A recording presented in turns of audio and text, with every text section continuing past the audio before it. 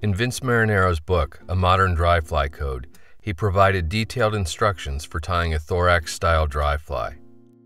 Few other dry fly patterns rival its ability to fool hyper-selective feeding trout.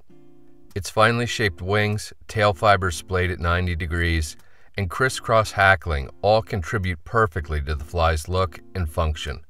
They also make it rather difficult to tie. Here, author, fly tyer, and blogger Matt Grobert is going to tie a sulphur version of Mr. Marinaro's classic pattern.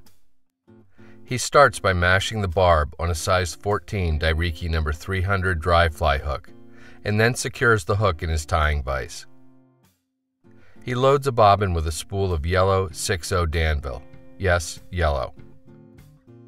Start your thread on the hook shank about a quarter of the way back from the eye, and take wraps rearward to the halfway point before snipping or breaking off the tag. Position your tying thread just slightly forward of the midway point on the hook shank. For the wings, select 2 matching feathers from a light dun hen-back. Although Marinaro used scissors to trim his wings to shape, Matt prefers wing burners for consistency. Unfortunately, this type are no longer made and are exceptionally difficult to find. With their front sides facing each other, clamp the 2 feathers in your wing burner so the stem runs straight down the middle of the form.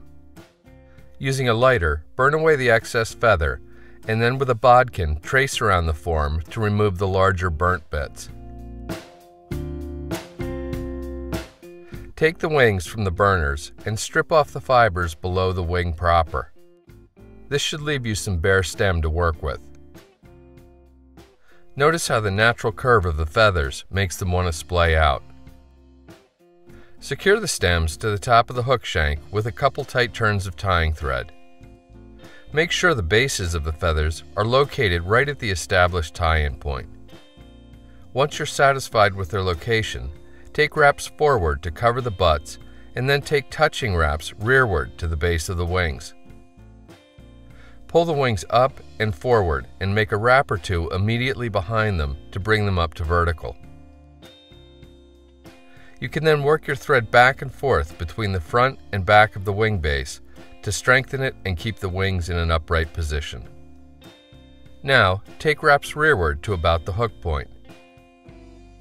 With the smallest amount of dry fly dubbing, here Matt's using Beaver because it takes yellow dye exceptionally well. Form a short, thin noodle on your tying thread. Use this to create a neat little dubbing ball right where the hook begins to bend. Return your thread to just in front of the hook point. 8 to 10 stiff, light dun hackle fibers are used to form the tails. Strip the fibers free from the stem and align their tips by aligning the butts. Place the butt ends against the near side of the hook and take thread wraps rearward to secure them. Thread torque should carry them to the top of the hook shank. Split the fibers into 2 equal clumps, 1 on either side of the dubbing ball. Then, take thread wraps rearward to secure and splay them at a 90-degree angle. Once again, return your tying thread to about the hook point. If there are any tail fibers that have gotten a little cattywampus, use just the tips of your tying scissors to trim them out. You can also remove fibers in order to get a roughly equal number on each side. The same yellow dubbing as before is used for the body of the fly. This time, create a fairly long, thin noodle on your tying thread. Take wraps rearward so this dubbing merges evenly with the dubbing ball. Then, begin taking wraps forward to form the body of the fly. Additional wraps of dubbing in front of and behind the wing will help to further brace it. End with your thread just a short distance back from the base of the wings. Take a very small wisp of dubbing and this time create a short, thin, fairly loose noodle on your tying thread. Begin wrapping this loose noodle to build up a little ball at the base of the wing. Matt makes this look easy, but trust me, it takes practice to get it right. End with your tying thread just in front of the ball. Given today's quality hackle, you'll most likely only need a single light dun feather to completely hackle the fly. Break or snip the lower part of the feather off to get rid of the webby stuff, and then strip a scant 1/8 inch of fibers away from the stem. You want the hackle fibers to be slightly undersized for the hook. For this size 14, the fibers are just slightly longer than would be appropriate for a 16. With the shiny side of the feather facing away from you, secure the stem to the top of the hook shank so the feather ends up on the far side of the hook. Continue taking thread wraps forward to just behind the eye in order to cover the butt end of the stem.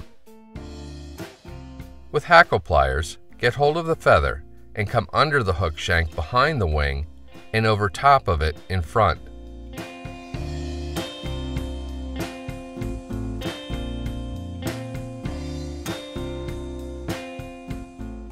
Carefully take a second wrap in this same manner and then bring the feather under the hook shank and up behind the wing. Next, carry it down and forward to under the hook shank in front of the wing. You may have to do a little coaxing and rewrapping to get 2 complete turns in each direction shown. Notice how the hackle digs into the loose dubbing ball and stays in place quite well, even at a steep angle. With 4 hackle wraps made in total, bring the feather up in front of the wing and start taking thread wraps rearward in preparation for tie-in. Try not to trap hackle fibers in the process. When you reach the hackle feather, pull it forward and take nice tight thread wraps to secure it to the shank of the hook. You can then reach in with the very tips of your tying scissors and trim the excess off close. For the 4th and final time, get hold of a small amount of dubbing and create a short thin noodle on your tying thread. Wrap the noodle to produce a nicely tapered thorax at the front of the fly. You'll very likely trap some hackle fibers while doing this. Just snip them out so they don't block the eye. Finally, do a 5 or 6 turn whip finish, pull it tight, and then snip or cut your tying thread free. No, it's not the easiest dry fly pattern to tie, but it's one you want to have in your fly box when the trout gets super picky.